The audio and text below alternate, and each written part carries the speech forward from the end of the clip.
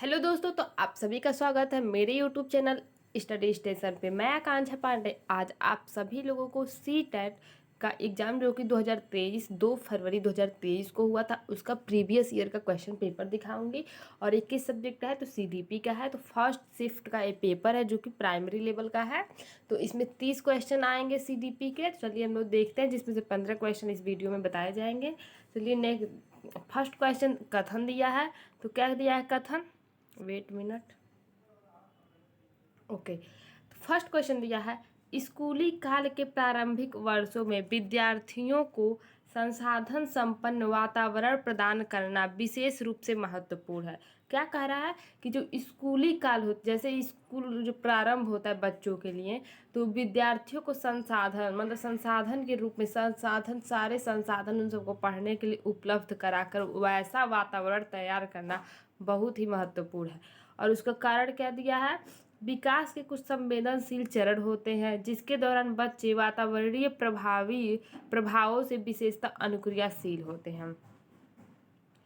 तो स्कूली काल में अगर आप बच्चे को पूरा संसाधन संपन्न वातावरण प्रदान करते हो तो जाहिर सी बात है उनके लिए इजी पड़ेगा।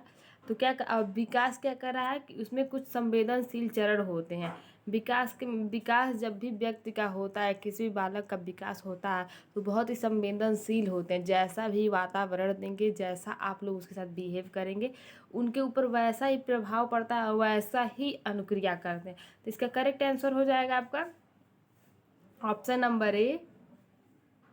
बोथ ए एंड आर क्या है, दोनों सही है, और आर है ए की सही व्याख्या करता है। चलिए इसको आप लोग जो व्याख्या दिया गया है इसको भी एक बार अच्छे से खुद पढ़ लीजिएगा। चलिए नेक्स्ट क्वेश्चन देखते हैं। नेक्स्ट क्वेश्चन दिया है, हालांकि विकास के क्षेत्र एक दूसरे से संबंधित होते हैं, फिर भी बौद्धिक क्षमताएं जैसे कि तार्किक विचार इत्यादि को विकास के किस क्षेत्र के अंतर्गत सापेक्ष रूप से पढ़ा जा सकता है।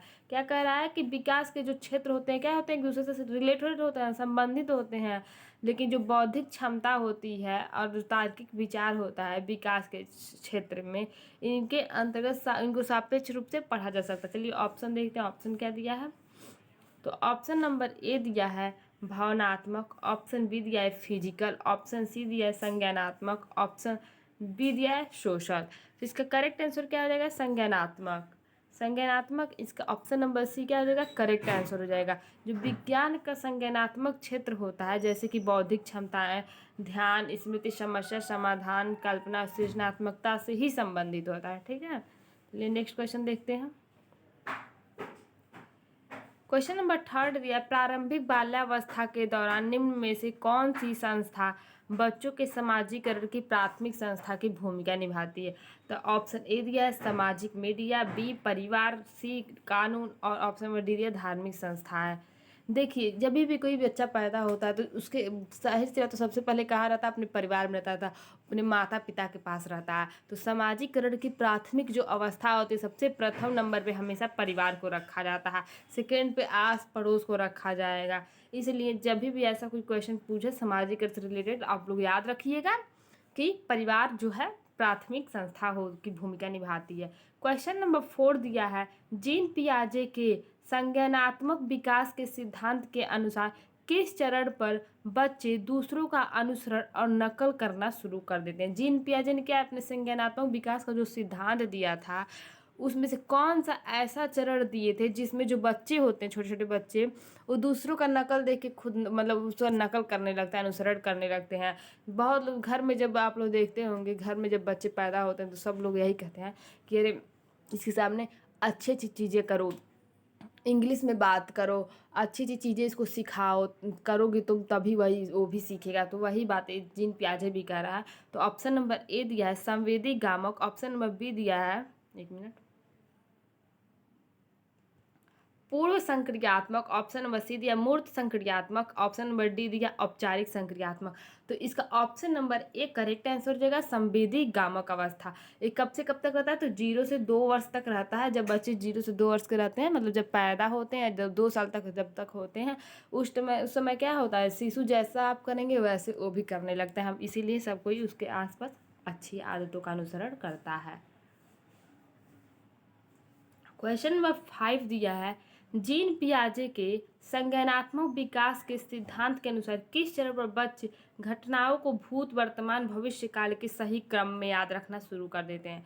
तो ऑप्शन नंबर ए दिया है संवेदी गामक, ऑप्शन नंबर बी दिया है पूर्व संक्रियात्मक, ऑप्शन नंबर सी दिया है मूर्त संक्रियात्मक, ऑप्शन नंबर डी दिया है औपचारिक संक्रियात्मक। तो जो जीन पियाजे हैं, कोई भी बच्चा जब पैदा होता है, जब कोई किसी चीज़ को क्रम में रखने लगा है, जब क्रम में रखने लगेगा तो कौन कौन सा अवस्था में आएगा? तो कॉन्क्रीट ऑपरेशनल अवस्था, मतलब कि मूर्त संक्रियात्मक अवस्था में उसे जीन पियाजे ने रखा है। इसका व्याख्या पढ़ लीजिएगा आप। मूर्त संक्रियात्मक अवस्था कब से कब तक रहती है? तो मूर्त संक्रियात्मक अवस्था 7 से 11 वर्ष के बच्चों में रहती है। चलिए क्वेश्चन नंबर 6 देख लीजिए। लॉरेंस कोहलबर्ग के अनुसार व्यक्ति किस स्तर पर अपने और दूसरों के व्यवहार को जरूरत और इच्छाओं के संदर्भ में जांचते हैं? ऑप्शन नंबर ए दिया है अनुपाल और दंड अभिन्यास, ऑप्शन नंबर बी दिया अच्छा लड़का अच्छी लड़की अभिन्यास, ऑप्शन नंबर सी दिया है कानून और व्यवस्था अभिन्यास, ऑप्शन नंबर डी दिया यांत्रिक सापेक्षिक अभिन्यास। तो क्वेश्चन नंबर 6 का करेक्ट आंसर हो जाएगा ऑप्शन नंबर बी यांत्रिक सापेक्षिक अभिन्यास। चलिए नेक्स्ट क्वेश्चन देखते हैं। क्वेश्चन नंबर 7 दिया है लेव वाइगोत्स्की ने संज्ञानात्मक विकास की प्रक्रिया में डैश और डैश की महत्ता पर बल दिया है। तो करेक्ट आंसर क्या हो जाएगा? तो उसका ऑप्शन नंबर जो ऑप्शन दिया, ऑप्शन नंबर ए दिया सांस्कृतिक उपकरण और दंड, ऑप्शन नंबर बी दिया मनोवैज्ञानिक उपकरण और पुरस्कारों, ऑप्शन नंबर सी दिया सामाजिक पारस्परिकता और चर्चाओं, ऑप्शन नंबर बी दिया जैविक परिपक्वता और प्रतिस्पर्धा। तो लेव वाइगोत्स्की ने हमेशा सामाजिकता को बहुत बल दिया था। तो देखिए लेव वाइगोत्स्की ने संज्ञानात्मक विकास की प्रक्रिया में सामाजिक पारस्परिकता और चर्चाओं की महत्वता पर बल दिया, इसलिए ऑप्शन नंबर सी इसका करेक्ट आंसर हो जाएगा। चलिए क्वेश्चन नंबर 8 देखते हैं।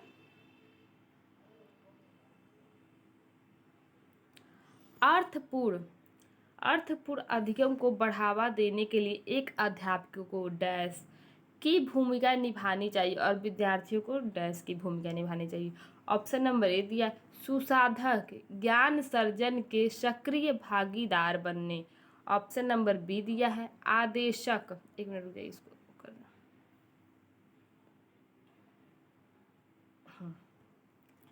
आदेशक जानकारी के निष्क्रिय ग्रहणकर्ता, ऑप्शन नंबर सी दिया जानकारी संभरक ज्ञान के वशीकर्ती ग्रहणकर्ता अनुदेशक अनुकर्ता।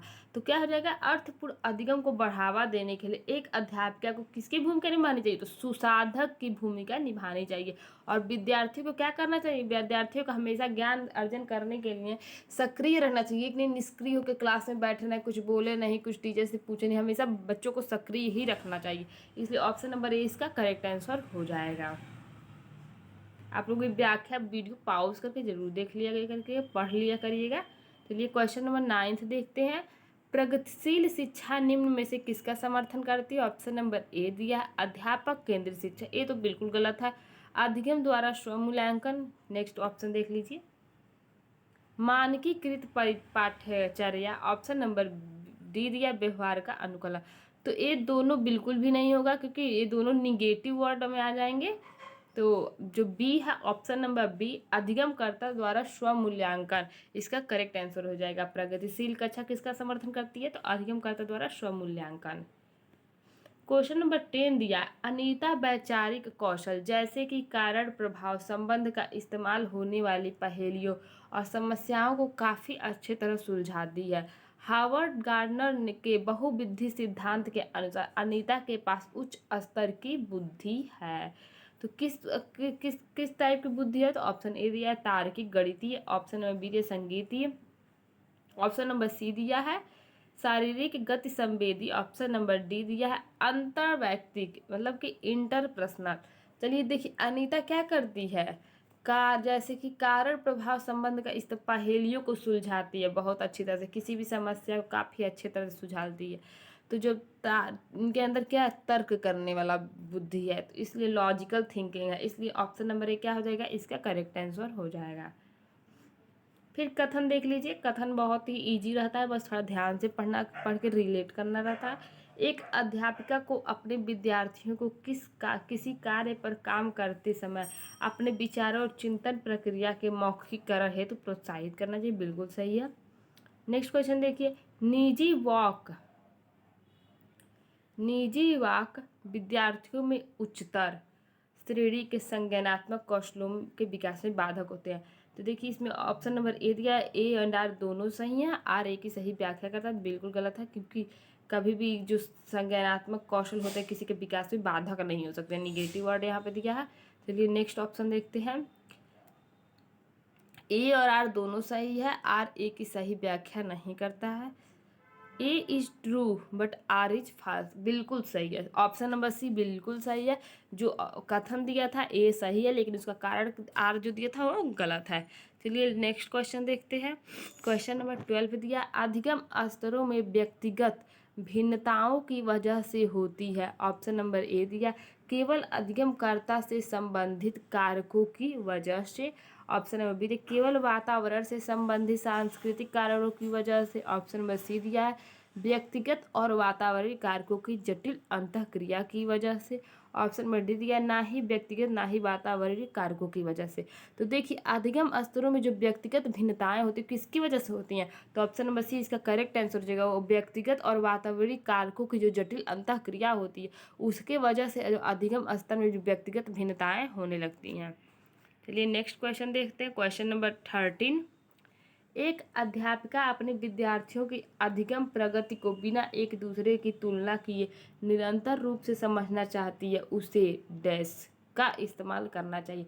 तो ऑप्शन नंबर ए दिया फॉर्मेटिव, ऑप्शन नंबर बी दिया समेटिव, ऑप्शन नंबर सी दिया है डिसकंटिन्यूअस फॉर्म ऑफ मतलब कि मूल्यांकन के अनिरंतर रूप। ऑप्शन नंबर बी दिया है मानक संदर्भित मूल्यांकन। तो देखिए एक अध्यापिका है, अगर वह अपने विद्यार्थी की अधिगम प्रगति को बिना किसी से तुलना किए निरंतर रूप से समझना चाहती है तो उसे हमेशा रचनात्मक मूल्यांकन का अनुसरण करना चाहिए, इसी का इस्तेमाल करना चाहिए। इसलिए option number A correct answer हो जाएगा। क्वेश्चन नंबर 14 दिया है, सभी विद्यार्थियों को अपनेपन संबंधता की भावना विकसित करने के लिए एक अध्यापिका को क्या करना चाहिए। तो सभी विद्यार्थियों में अपनेपन की भावना विकसित करने के लिए क्या करना चाहिए। ऑप्शन नंबर ए दिया, ऐसे उदाहरण देना चाहिए जो रूढ़िवादी को सक्रिय करें।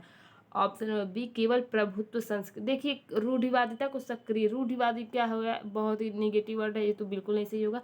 ऑप्शन नंबर बी, संस्कृति त्योहारों केवल प्रभुत्व, बिल्कुल गलत है। किसी भी एक धर्म के संस्कृति को नहीं मनाना चाहिए, सभी धर्मों को समान रूप से मनाना चाहिए। ऑप्शन नंबर सी दिया, गौर समझे जाने वाले समूहों से आने वाले विद्यार्थियों को, बिल्कुल नहीं, ये भी निगेटिव जाएगा। अनुभवों को अनदेखा कभी नहीं करना है। ऑप्शन नंबर डी, विविधता और व्यक्तिगत भिन्नताओं के प्रति बिल्कुल सही है। ऑप्शन नंबर डी इसका करेक्ट आंसर हो जाएगा। चलिए नेक्स्ट क्वेश्चन देखते हैं, ये आपका लास्ट क्वेश्चन रहेगा। नेक्स्ट वीडियो में इसके आगे का क्वेश्चन मिलेगा आप लोग को। विद्यार्थियों में समालोचनात्मक चिंतन के विकास हेतु निम्न में से क्या सहायक नहीं। ऑप्शन नंबर ए, विचारों की अनम्यता। ऑप्शन नंबर बी, परासंज्ञान। ऑप्शन नंबर सी, स्व पूछताछ और स्व आकलन। ऑप्शन नंबर डी दिया सुझाए समाधानों का मूल्यांकन। तो विद्यार्थियों में समालोचनात्मक चिंतन के विकास हेतु निम्न में से विचारों की जो अनम्यता है बिल्कुल भी सहायक नहीं है। क्या पूछ रहा है, ध्यान से क्वेश्चन पढ़िएगा। पूछा सहायक नहीं है, सहायक है नहीं पूछा, बोल रहा है सहायक नहीं है, तो हमें यहाँ पे निगेटिव आंसर देना है। ओके, तो इसलिए ऑप्शन नंबर ए क्या हो जाएगा, करेक्ट आंसर हो जाएगा। Wait minute,